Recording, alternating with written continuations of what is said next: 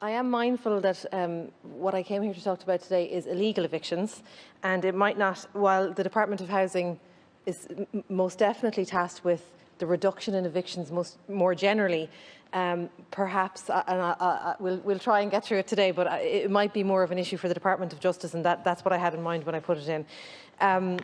I think it's probably very much so on the record of the stall that I have more general thoughts about the need for evictions, but what we want to talk about today is how they are carried out.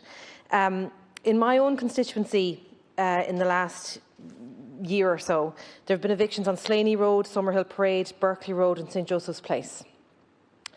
Now, one of the issues that comes up in these evictions, and I have to say the evictions have a huge impact on our community in Dublin Central, is the occasional, are two issues. One is the occasional presence of masked third parties who are sometimes acting as supporters to the landlord, sometimes acting as enforcement agents.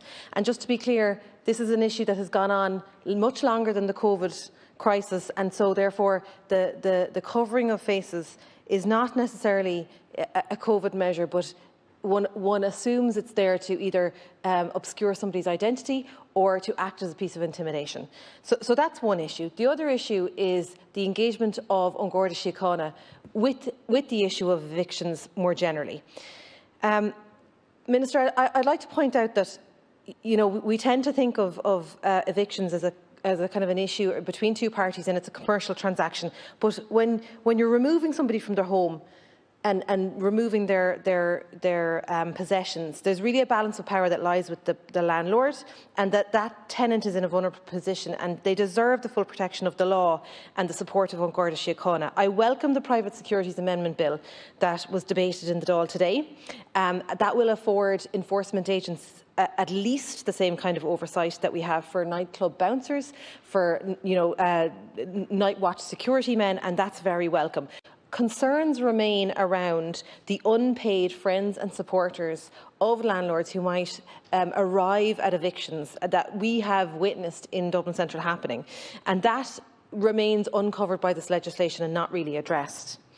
Currently, the An Garda Síochána would say that the matter of an eviction is a civil matter between two parties and that they have no role. Now, again, I would say that to enter somebody's home forcefully, the place that they are living, sometimes with children, to remove their belongings physically, to sometimes damage those belongings in the process of that, is a very serious action to take. And at a minimum, I would propose that An Garda Síochána should ensure that it is not an illegal eviction being carried out.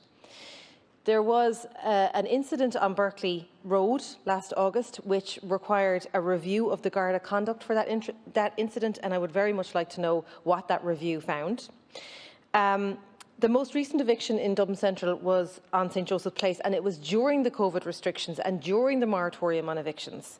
That resulted in a standoff between the tenant, the landlord's eviction agents and the supporters of the tenants that lasted for 7 hours.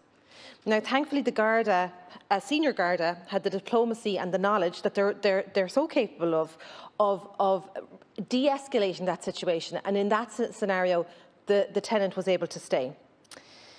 But what I would ask the Minister, and maybe you can work with the Minister in Justice, to provide procedures within An Garda Síochána around de-escalating these kind of standoffs.